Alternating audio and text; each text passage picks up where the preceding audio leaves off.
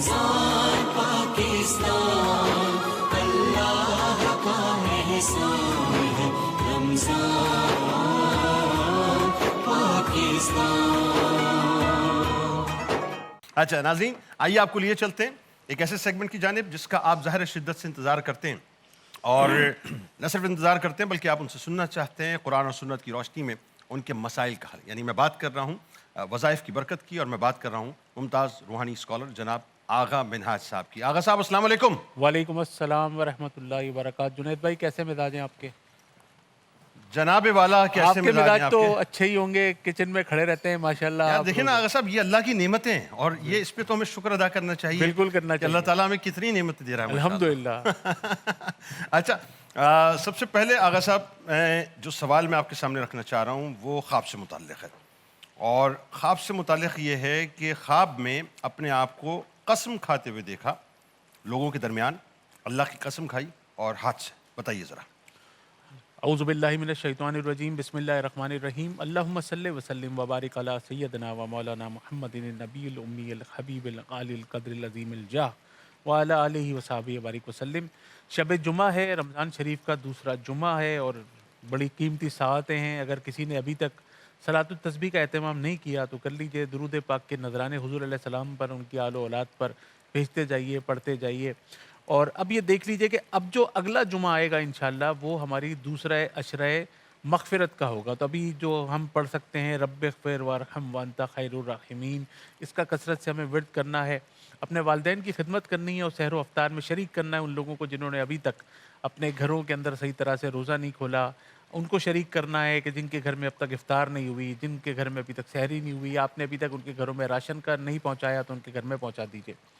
اچھا، دوسری بات جو بہت اہم ہے وہ یہ ہے جمعے کے حوالے سے، کہ اس جمعے کو انشاءاللہ الرحمن پچھلی دفعہ بھی آپ کو ریپیٹ کرایا تھا، اور اس دفعہ بھی انشاءاللہ ضرور اس بات کو دہراؤں گا کہ آپ نے غسل کرنا ہے، آنکھوں میں سرما لگانا ہے، عطر لگانا ہے، ناخن تراشنے ہیں، اور اس کے بعد جب آپ نکلیں گے مسجد کی طرف تو جو سب سے پہلے مسجد میں پہنچتا ہے اس کو جمعے کے دن اس کو اونٹ نہر کرنے کا ثواب ملتا ہے، جو تھوڑا سا اور لیٹ ہو جاتا ہے تو اس کو پھر گائے ذبح کرنے کا، اس کے بعد اور لیٹ ہوتا ہے تو بکرا ذبح کرنے کا، اور لیٹ ہو جاتا ہے تو مرغی ذبح کرنے کا، اور آخر میں جو پہنچتا ہے اس کو پھر انڈے کا ثواب ملتا ہے۔ اس کے بعد پھر جو فرشتے وہاں پر ہوتے ہیں وہ اپنے رجسٹر کو بند کر دیتے ہیں، کیونکہ امام صاحب جب خطبہ دینے کے لیے بیٹھ جاتے ہیں تو 200 مرتبہ یا اللہ ہو یا اللہ ہو یا اللہ ہو پڑھیں، اور اپنے مقصد کو ذہن کے اندر رکھیں۔ جو بھی پریشانی ہے آپ کے ساتھ، چاہے اولاد کا نہ ہونا ہے، یا اولاد کا نافرمان ہونا ہے، یا کاروبار کا نہ ہونا ہے، یا جاب میں ترقی کا نہ ہونا ہے، یا جو بھی مسائل ہیں، گھر میں رشتوں کا نہ آنا ہے، یا گھر میں کسی قسم کی کوئی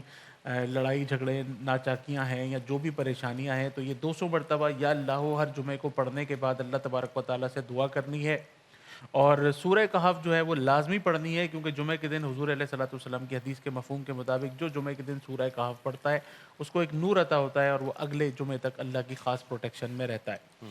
اچھا، آتے ہیں ابھی جو خواب کی طرف، کہ وہ خواب جو دیکھا ہے میرے بھائی نے، ان کے ہاتھ سے کوئی نیک کام ہوگا۔ انہوں نے خواب میں دیکھا ہے کہ انہوں نے کوئی قسم کھائی ہے، اللہ کی قسم کھائی ہے، تو ان کے ہاتھ سے کوئی نیک کام ہوگا۔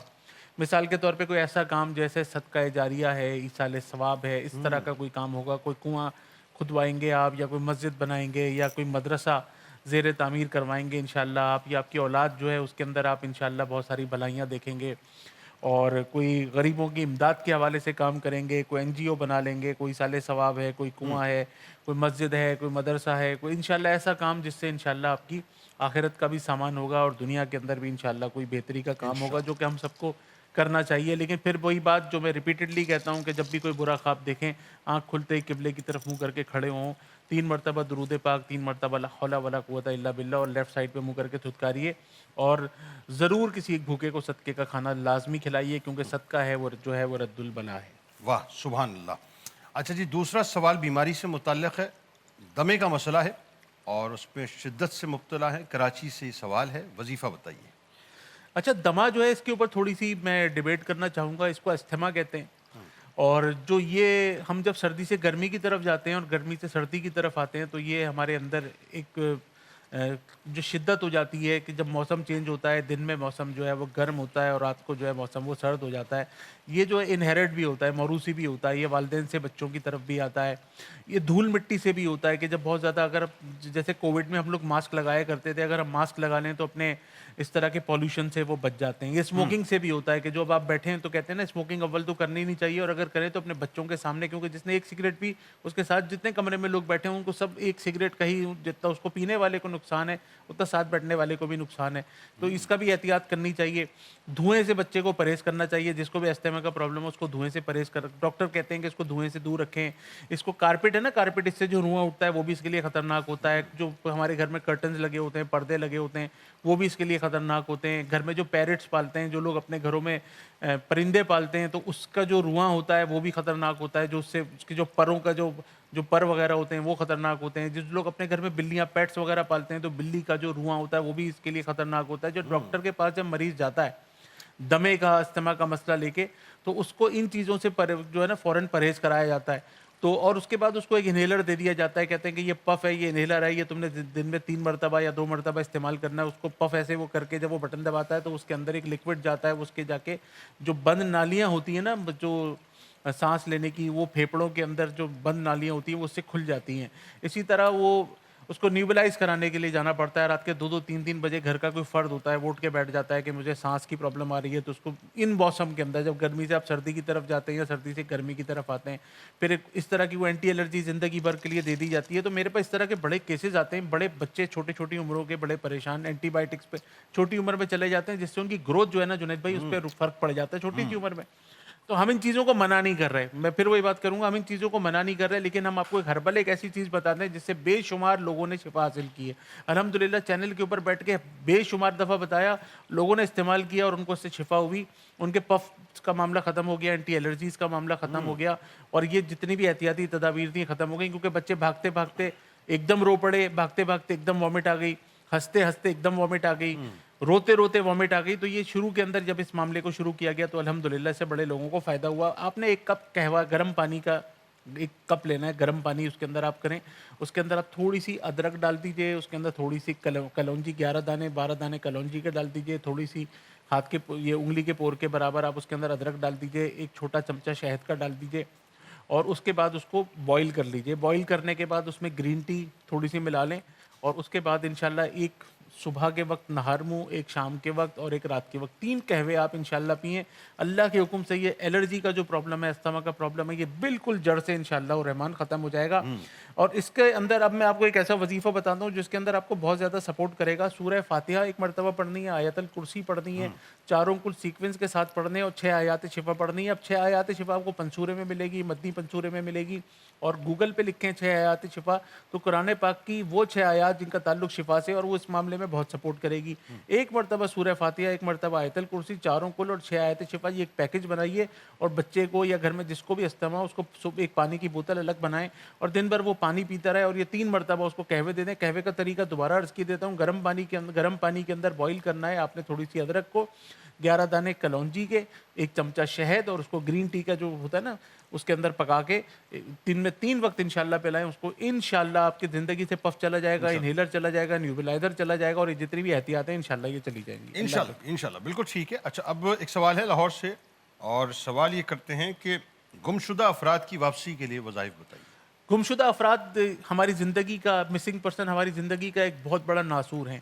انسان اپنے ہاتھ سے کسی کو قبر میں اتار دیتا ہے نا تو اس کا تو سکون آ جاتا ہے، لیکن جو اپنے گھر سے حیدرآباد، کراچی جانے کے لیے نکلا، اسکول کالج کام پہ جانے کے لیے نکلا اور واپس نہیں آیا، تو پھر آپ نے تمام ہسپتال چیک کیے، آپ نے تمام تھانے چیک کیے، آپ نے جہاں جہاں متعلقین کیا جا سکتے تھے گئے، آپ نے لوگوں کو فون کر کے پوچھا. اب وہ بچہ یا وہ عورت یا وہ مرد مسنگ پرسن میں ہے کہ آج تک آپ کو نہیں پتا کہ وہ حیات ہے یا نہیں ہے. خدا نخواستہ کسی نے کڈنیپ کر لیا، کسی نے مار دیا، کوئی بیگار کیمپ میں اٹھا کے لے گیا، آج تک نہیں پتا کہ آپ کے اپنے کہاں ہیں. اور جن کے ساتھ یہ مسئلہ ہوتا ہے نا، کہتے ہیں قبر کا حال جو ہے نا وہ مردہ جانتا ہے. جس کے ساتھ یہ پرابلم ہوتی ہے نہیں، اسی کو پتا ہوتا ہے کہ وہ کتنے بڑے عذاب کے اندر ہے. تو اللہ تبارک و تعالی ہم سب کو ان معاملات سے بچا کے رکھے.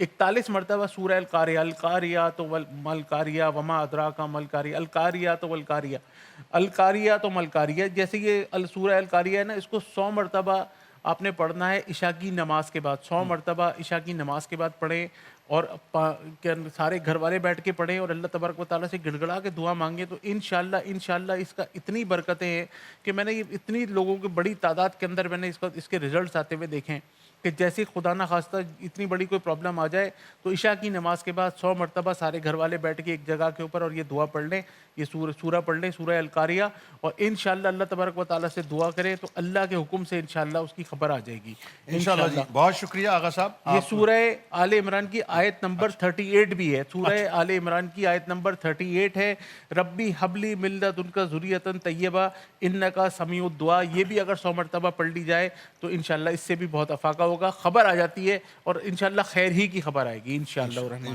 بہت شکریہ، آپ تشریف لائے. ناظرین ہمارے ساتھ رہیے، ایک مختصر سا وقفہ لیتے ہیں اور سیگمنٹ ہے علم کے موتی، اور آج بات کریں گے دعا پر.